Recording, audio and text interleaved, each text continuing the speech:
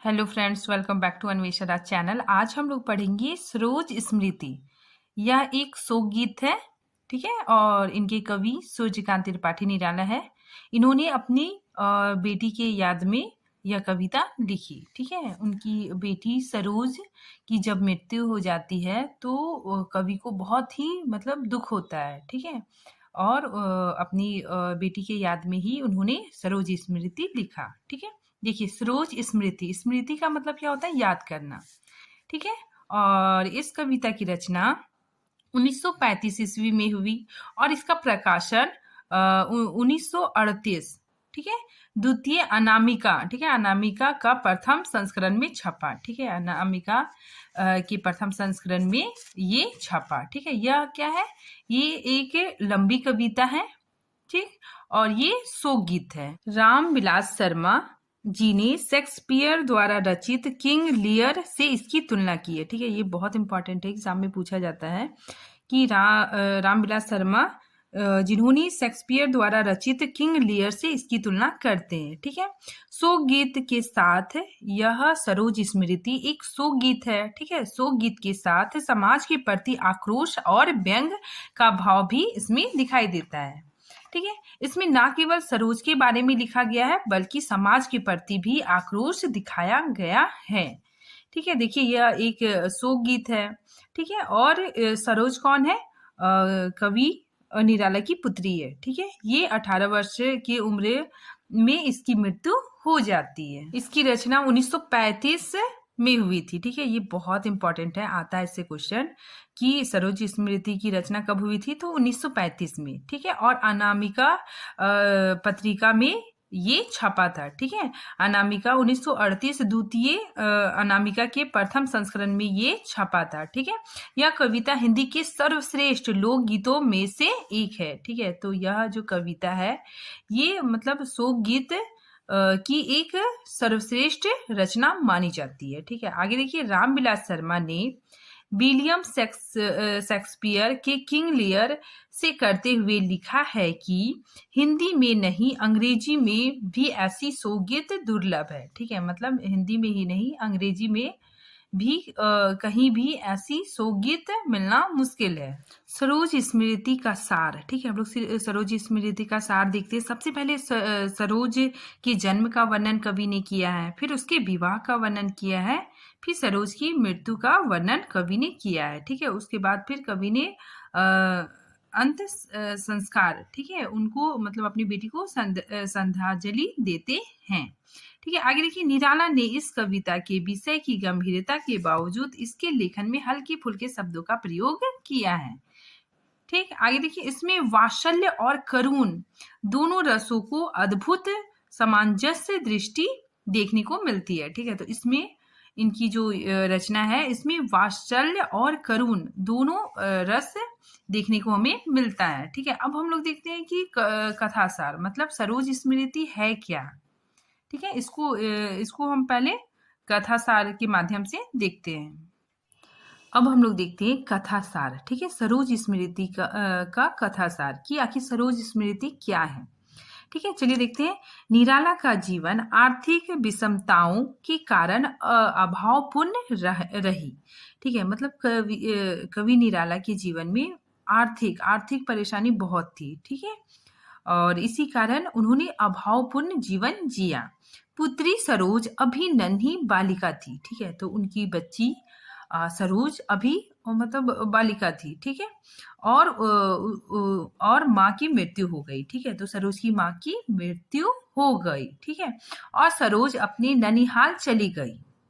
अभाव के कारण कवि को दुख है कि वह अपनी पुत्री का भार वहन ना कर पाए। इस बात का दुख कवि को था, ठीक है। तो कवि को इस बात का दुख हमेशा था कि उन्होंने अपनी बेटी को मतलब बहुत अच्छे तरीके से लालन पालन नहीं किया, क्योंकि उनके पास पैसे का अभाव था, ठीक है। आगे देखिए, कवि पर दूसरा विवाह कर लेने का दबाव था, ठीक है। क्योंकि सरोज छोटी थी तो लोगों का मतलब दबाव था लेखक पर कि दूसरा विवाह कर ले, ठीक है। लेकिन किसी भी रूप में निराला तैयार नहीं हुए, ठीक है। तो निराला जी मतलब किसी भी रूप में विवाह करने के लिए तैयार नहीं हुए। पेशे से कवि आजीवन साहित्य साधना में लगे रहे। ठीक है, तो कवि निराला आजीवन साहित्य साधना में लगे रहे, लेकिन प्रकाशकों और संपादकों ने निराला की रचनाओं को जटिल, क्लिष्ट और निरर्थक आदि कहकर अस्वीकार कर दिया। ठीक है, तो निराला जी की जो रचनाएं होती थी उसे संपादक लोग मतलब रिजेक्ट कर देते थे। ठीक है, मतलब उसको छापते नहीं थे। ठीक है, और उनकी रचनाओं को जटिल बोलते थे। ठीक है, क्लिष्ट भी बोलते थे और निरर्थक रचना कह के वो लोग मतलब अस्वीकार कर देते थे। ठीक है, मतलब छापते नहीं थे, वापस उनको रिटर्न दे देते थे। हिंदी क्षेत्र का यह व्यवहार कवि के स्वाभिमान को आहत करने वाला था। ठीक है, तो हिंदी क्षेत्र में यह व्यवहार, ठीक है, संपादकों द्वारा किया गया यह व्यवहार बहुत ही मतलब उनके स्वभाव को मतलब स्वाभिमान को ठेस पहुंचाता था। इसके बावजूद कवि का स्वाभिमान व्यक्तित्व किसी के समझ नहीं झुका। ठीक है, एक बार नन्ही सरोज ने खेल खेल में पिता की जन्म कुंडली फाड़ डाली। ठीक है, जिसमें कवि के 2 विवाह के योग लिखे थे। ठीक है, और इस प्रकार कवि ने पुनः विवाह न करने का निर्णय लिया। ठीक है, तो जब सरोज छोटी थी तो उसने खेल खेल में कुंडली को फाड़ दिया था। ठीक है, कवि की कुंडली को फाड़ दिया था। ठीक है, और जिसमें 2 विवाह का योग लिखा हुआ था। ठीक है, फिर लेखक ने यह निर्णय लिया कि मैं दोबारा शादी नहीं करूंगा। निराला ने कविता में सरोज के तारुण्य का बड़ा स्वाभाविक और मार्मिक वर्णन किया है। विश्व साहित्य में शायद ही कोई ऐसा पवित्र और शिल्पपूर्ण श्रृंगारिक तरुण्य वर्णन किया गया हो। ठीक है, तो कवि निराला ने अपनी बेटी का बहुत ही प्यारा वर्णन किया है। ठीक है, श्रृंगारिक तरुण्य वर्णन किया है। आगे देखिए, एक दिन उसकी नानी अर्थात निराला जी की सास ने निराला जी से कहा कि सरोज अब बड़ी हो गई है। ठीक है, अब सरोज के लिए सुयोग वर की तलाश कर उसका कन्यादान करे। ठीक है, कवि सरोज को ननिहाल से अपने घर ले आए। ठीक है, कवि ने क्या किया, सरोज को मतलब उसके ननिहाल से अपने घर ले आए और सरोज का विवाह तय कर दिया। ठीक है, कवि के विद्रोही मन में परंपरागत रूढ़ियों के प्रति कोई आस्था ना थी। ठीक है, मतलब कवि परंपरागत रूढ़ियों का क्या करते थे, विरोध करते थे। ठीक है, उसने सभी प्रकार की परंपरा से चली आ रही सामाजिक रूढ़ियों को तोड़कर बिना किसी धूम धड़के के एक नवयुवक से पुत्री सरोज का विवाह करवा दिए। ठीक है, तो कवि निराला परंपरागत रूढ़ियों के विरुद्ध काम करते थे। ठीक है, तो उन्होंने क्या किया कि अपनी बेटी का विवाह मतलब सामाजिक रूढ़ियों को तोड़कर बिना किसी धूम धड़के के उनका विवाह, अपनी पुत्री का विवाह बहुत शांतिपूर्वक किए। ठीक है, और मतलब रिश्ते नाते किसी को भी नहीं आमंत्रित किया। आगे देखिए, बेटी को विदा करते समय माँ द्वारा दी जाने वाली शिक्षा की जगह कवि ने स्वयं अपनी बेटी को ससुराल में निवाह करने की शिक्षा दी। ठीक है, तो सरोज की माँ नहीं थी तो उसके जगह पे उनके पिता ने ही शिक्षा दी थी। ठीक है, ससुराल में निवाह करने की शिक्षा कवि ने स्वयं दी थी। आगे देखिए, अपने ससुराल में कुछ दिनों तक रहने के पश्चात सरोज अपने ननिहाल चली गई। ठीक है, मतलब उनका विवाह हो गया, ससुराल में रहने के बाद फिर वो मतलब अपनी ननिहाल चली गई। ठीक है, और जहां वह पली बढ़ी थी, सरोज नानी के घर बीमार पड़ गई। ठीक है, तो सरोज क्या हो गई, अपने नानी के घर में मतलब वो बीमार पड़ गई। ठीक है, अस्वस्थ हो गई और महामारी के कारण उनका निधन हो गया। ठीक है, उसकी मृत्यु हो गई। कली जो खिली भी नहीं थी वह सदा के लिए मुरझा गई। ठीक है, कवि के लिए अब यह दुख असहाय और वेदनापूर्ण था। ठीक है, मतलब कवि को बहुत ही ज्यादा मतलब दुख हुआ। ठीक है, पुत्री की मृत्यु ने कवि निराला को अंदर तक झकझोर दिया। ठीक है, क्योंकि कवि के जीवन में मतलब बहुत दुख आए। पहले पत्नी चली गई, ठीक है? फिर उनके माता-पिता का भी निधन हो गया। तो धीरे-धीरे मतलब सब एक के बाद एक चले जाने लगे, तो उन्हें क्या होने लगा ना, बहुत दुःख होने लगा। और जब फिर उनकी पुत्री का मृत्यु हुआ, तो वो मतलब अंदर से टूट गए। आगे देखिए, आर्थिक अभाव के कारण पुत्री का ठीक ढंग से इलाज ना करा सकने की असमर्थता दुख कवि को जीवन भर रहा। ठीक है? मतलब कवि को अपनी मतलब असमर्थता, ठीक है, का दुख जीवन भर रहा कि उन्होंने अपनी बेटी का ठीक तरीके से देखभाल नहीं किया। ठीक है? उनके उसके ज़रूरत के सारी चीज़ें लाकर नहीं दे पाए, क्योंकि आर्थिक स्थिति ठीक नहीं थी। आगे देखिए, दुख का तार होकर सरोज स्मृति में ढल गई। ठीक है? तो उन्होंने अपने दुख को सरोज स्मृति में पूरी तरह से विस्तार से बयां किया है। लोग सरोज स्मृति कविता को पढ़ते हैं। ठीक है? देखिए, 19 पर जो प्रथम चरण यहाँ से लेकर सरोज का ज्योति सरन तरन। ठीक है? यहाँ से इसका भावार्थ है, कवि कहते हैं, हे बेटी, केवल 19वें वर्ष की आयु में अपना पहला कदम रखते ही तू इस जीवन रूपी सागर के पार उतर गई। ठीक है? अर्थात मृत्यु का ग्रास बन गई। हे बेटी, अपने भरे यौवन काल में अपने पिता से सदा के लिए विदाई लेकर चल बसी। तुमने अपने जीवन के 18 वर्ष सब प्रकार की सफलताओं को पूरा किया। ठीक है? मतलब 18 वर्ष तक तुमने बहुत अच्छे से जिया। इसके बाद यह कहकर मृत्यु रूपी नाव पर सवार हो गई कि हे पिता, मैं पूर्ण आलोक का वरण कर रही हूँ, अर्थात मेरी प्राण ज्योति इस महाज्योति में समा रही है। इसे आप अपनी सरोज की मृत्यु नहीं बल्कि मुक्ति के लिए अमर ज्योति के शरण में महाप्राण और महाप्रस्थान समझे। ठीक है? आगे की पंक्ति हम लोग देखते हैं। और शब्द अधरों का सुना भास, यहाँ से लेकर शुल्क प्रथमा कर गई पार। ठीक है? यहाँ से हम लोग इसका भावार्थ देखते हैं। कवि कहते हैं कि मैं मौन, अधरों और वाणी वाला एक सृजन कवि हूँ। ठीक है? रात दिन माँ सरस्वती के चरणों में बैठकर मैंने अपने अंतरात्मा में प्रकाश की कुछ किरणें प्राप्त की हैं। ठीक है? आगे देखिए, ओ मेरी जीवित कविते। ठीक है? लेखक अपनी बेटी को बोलते हैं कि ओ मेरी जीवित कविते, विषम अभावों में अपने इस पिता को धरती पर अकेला छोड़कर क्या तुम इस विचार से अपने पिता से पहले स्वर्ग चली गई हो?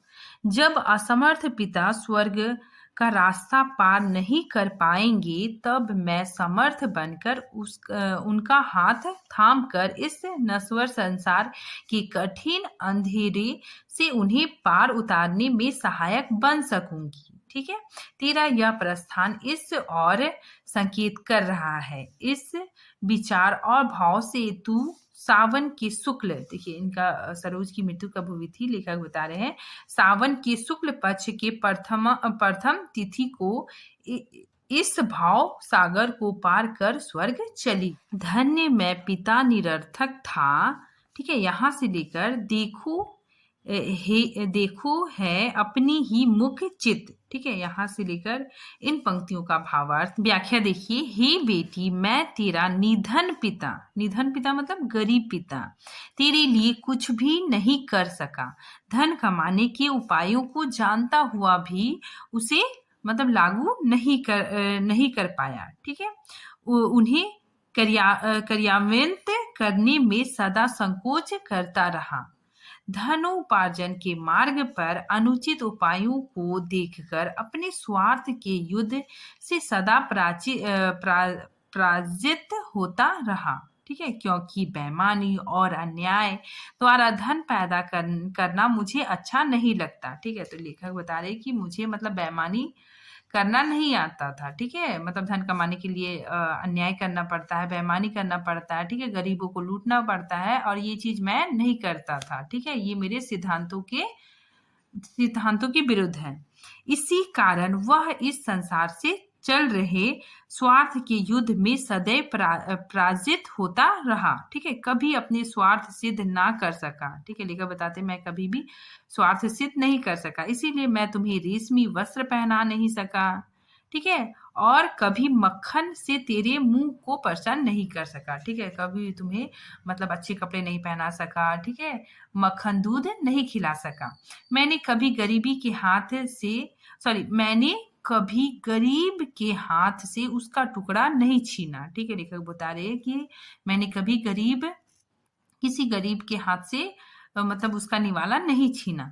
कवि कहना चाहते हैं कि मैंने जीवन में कभी किसी का अधिकार नहीं छीना। ठीक है, स्वार्थ नहीं पाला, और यही मेरी क्या है, दुर्बलता है।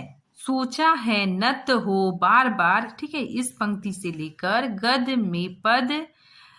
गद में समायस्त। ठीक है, इन पंक्तियों का भावार्थ है कवि निराला आजीवन हिंदी साहित्य की सेवा करते रहे। ठीक है, किंतु उन्हें जीते जी अनादर उपेक्षा ही मिला। ठीक है, मतलब उन्होंने मतलब आजीवन हिंदी साहित्य की सेवा करते रहे और उन्हें मतलब हमेशा अनादर उपेक्षा ही मिला। कवि हिंदी प्रेम के कारण मिलने वाले अनादर का वर्णन करते हुए कहते हैं कि मैंने हमेशा झुककर, ठीक है, नर्मता पूर्वक सोचने का प्रयत्न किया कि हिंदी साहित्य सृजन के लिए हमेशा मुझे अनादर, उपेक्षा, आर्थिक विषमता, अपमान आदि मिला। ठीक है, ये सब मेरे हार का परिचायक नहीं है। ठीक है, ये सब मेरे हार का परिचायक नहीं है, बल्कि मेरे लिए एक उज्जवल मौलिक रत्न जड़ित हार के समान है। ठीक है, तो लेखक क्या बोलते हैं, ये मेरे लिए क्या है, उज्जवल मौलिक रत्न जड़ित हार के समान है। ठीक है, जिन्हें मैं पाकर इस विषमता भरे वातावरण में भी प्रसन्न का अनुभव कर रहा हूँ। जहाँ साहित्य और कला का शुद्ध जागृत भाव विद्यमान है, वहाँ मेरा भी कुछ योगदान है। ठीक है, लेखक बोलते हैं कि हिंदी साहित्य में मेरा भी कुछ योगदान है। आगे देखिए, गद और पद में भी लेखनी की कुशल कला जीवन में धन प्राप्ति अपने दीनता का अनुभव कर सकती है। ठीक है, पर मैं अपनी सृजन कला को अपने पेट पालने का साधन नहीं बनाना चाहता। ठीक है, लेखक बोलते हैं कि मैं अपनी जो कला है, ठीक है, उसको पेट पालने का साधन नहीं बना सकता। यह मेरी विवशता है और कुछ भी नहीं। अरस्तु में उपार्जन को अक्षम। ठीक है, यहाँ से लेकर हटती भी पथ पर दृष्टि टेक। ठीक है, यहाँ से लेकर इन पंक्तियों का भावार्थ है कि कवि कहते हैं कि अपने धन कमाने की असमर्थता को स्वीकार करते हुए कवि कहते हैं कि मैं तुम्हारा ठीक प्रकार से पालन पोषण नहीं कर पाया। ठीक है, जब तुम कुछ समय के लिए मेरे पास रही, मेरा माथा अपने ही गौरव से झुका रहा। ठीक है, मैं यह सोच कर अपने आप में गौरव करता रहा कि पुत्री भी पिता के घर स्थिर होकर रह रही है। तू मेरा घर छोड़ने से पहले अर्थात ससुराल जाने से पहले ही मेरे घर के टूटे फूटे आंगन में किसी प्रकार का सुख प्राप्त नहीं कर सकी। ठीक है, तो लेखक बताते हैं कि तुम मेरे घर में किसी प्रकार का सुख प्राप्त नहीं कर सकी। ठीक है, तेरे शैशवावस्था, ठीक है, बचपन और यौवन की कोई भी उमंग पूरा नहीं हो सकी। ठीक है, मतलब तेरी इच्छाएं मैं पूरा नहीं कर सका। ठीक है, इस कारण तुम्हारी आंखें हमेशा आंसुओं से नम रहती थी। ठीक है, इसी कारण तुम हमेशा दुखी रहती थी। तू अपने मन की व्यथा को अपने मन में दबाकर रखती थी, पर मैं जानता और समझता हुआ देखता रहता। ठीक है, मतलब मैं जानता था लेकिन मैं कुछ भी नहीं कर पाता था। ठीक है, धन मिलेगा इस आशा में राह पर नजर गड़ाए और फिर निराश होकर चुपके से उन्हें हटाता रहता। ठीक है, अर्थात धन के अभाव के कारण तेरी कोई भी इच्छा पूरी नहीं कर सका। ठीक है, इस बात का दुख लेखक को हमेशा ही रहा। तू 1.25 साल की जन्म कोमल। ठीक है, इन पंक्ति से लेकर लखती प्रसार वह उर्मी धवल। ठीक है, यहाँ से लेकर इसका भावार्थ है कवि सरोज के बचपन के दिनों को याद करते हुए कवि कहते हैं कि बेटी, जब तुम केवल 1.25 साल की नन्ही मुन्नी बच्ची थी तभी यह लक्षण प्रकट होने लगे थे कि तू ज्ञान की विलक्षण चंचलता लिए हुए है। ठीक है, अपनी माता के स्नेह प्यार में पलते हुए उनके जीवन में एक नई प्रकाश बिखेर रही थी। ठीक है, तो लेखक बताते हैं कि तुम अपनी माँ के जीवन में भी नई प्रकाश बिखेर रही थी, तभी तेरी माँ हमेशा के लिए ये संसार छोड़कर चल बसी। ठीक है, तब उसके अभाव में तू अपनी नानी माँ के गोद में खेली। ठीक है, अपने खेल से रात दिन आनंद का संसार लुटाती रही। अपने भाई का मार खाकर, लेखक आगे वर्णन करते हैं कि अपने भाई का मार खाकर जब तुम व्याकुल हो जाती, तेरे कमल नयन में आंसू बहने लगते थे और तू रोती हुई अपना मुंह ढक लेती, तब तुझे देखकर तेरा भाई फिर से प्यार से तुझे पुचकारने लगता। ठीक है, और तुझे गंगा तट के रेती पर रेती के किनारे घुमाने के लिए ले जाता। तू भी उसका हाथ पकड़कर बिजली की तरह चमकती सी किलकारी मारती हुई चल देती। ठीक है, तेरे आंसुओं से धुले हुए मुंह पर हंसी की उज्जवल लहरों को देखकर मानो गंगा भी अपनी उजली लहरों का प्रसार तुझी में देखने लगी है। ठीक है, निहारने लगी है। आगे की पंक्तियों को देखिए। तब भी मैं इसी तरह समस्त, ठीक है, यहाँ से लेकर देखा भविष्य के प्रति आशंक। ठीक है, इन पंक्तियों का भावार्थ देखिए। कवि कहते हैं कि मैं अपने स्वतंत्र गति से छंद तुक से रहित मुक्तब छंद के काव्य रचना को छपवाने के लिए संपादक के पास जाया करता था। ठीक है, पर संपादक लोग मेरी रचना को छापने से इनकार कर देते थे, नहीं देते थे। एक दो पंक्तियों में छापने में असमर्थता को प्रकट कर शीघ्र ही उन्हें वापस लौटा दिया करते थे। ठीक है, तो लेखक बताते हैं कि मैं अपनी रचना को लेकर जाता था तो संपादक लोग क्या करते थे, मतलब उसको अस्वीकार कर देते थे, वापस लौटा देते थे। ठीक है, तब उन लौट कर आई हुई रचनाओं को हाथ में पकड़कर आकाश और दिशाओं की और कुछ निराशा से देखता हुआ काफी समय गुनगुनाहट में व्यतीत कर देता था। ठीक है, उस समय मेरी उपेक्षा करने वाले संपादकों को गुण गाते रहता था। ठीक है, अभ्यास के कारण इधर उधर के घास को नोच कर इधर उधर फेंकता था। इस प्रकार मेरे भावों का आरोप उस नोचे हुए तिनकों पर हो जाया करता था। ठीक है, तो लेखक बोलते हैं कि जब भी मेरा रचना मतलब वापस रिटर्न आ जाता था तो मैं बहुत मतलब अपने भावों को मतलब मैं बहुत उदास हो जाता था, वहीं पे बैठा मतलब घास को मतलब नोचता था। ठीक है, इससे मेरा भाव मतलब उजागर होता है। आगे लेखक कहते हैं कि बेटी तुम्हें याद होगा उस दिन पहली पहल सुंदर धूप तेरे सुंदर शरीर पर पड़ रहा था। ठीक है, अपने खेतों में चंचल परी के समान तू अपने चंचल सौंदर्य को प्राप्त कर रही थी। ठीक है, मतलब तुम परी के जैसा लग रही थी। तब मैं लगभग 2 वर्ष बाद तुझसे मिलने के लिए आया था। ठीक है, तुझे देखने के लिए दूर से पैदल चलकर तेरी नानी के घर आया हुआ था। ठीक है, घर के आंगन के फाटक के बाहर मैं अपनी जीवन कुंडली, ठीक है, जन्म कुंडली को लेकर बैठा था। ठीक है, लेकर अपनी कुंडली के बारे में बता रहे हैं कि कुंडली में मेरे 2 विवाह होने की बात लिखी थी। ठीक है, जिसे पढ़कर मैं हंसने लगा। तब मेरे मन में अपने भाग्य लेखों को खंडित करने की इच्छा जागृत हो उठी। ठीक है, तो लेखक ने सरोज को देखा, ठीक है, अपनी बेटी को देखा, तो उन्होंने मतलब निश्चय कर लिया कि मैं दोबारा शादी नहीं करूंगा। ठीक है, मैंने उसी समय आत्मविश्वास से भर अपने भविष्य की ओर देखा था। ठीक है, और यह फैसला किया था कि मैं दूसरी शादी नहीं करूंगा। ठीक है, आज के लिए इतना ही है। नेक्स्ट अगला पार्ट हम नेक्स्ट वीडियो में बनाएंगे। तब तक के लिए थैंक यू।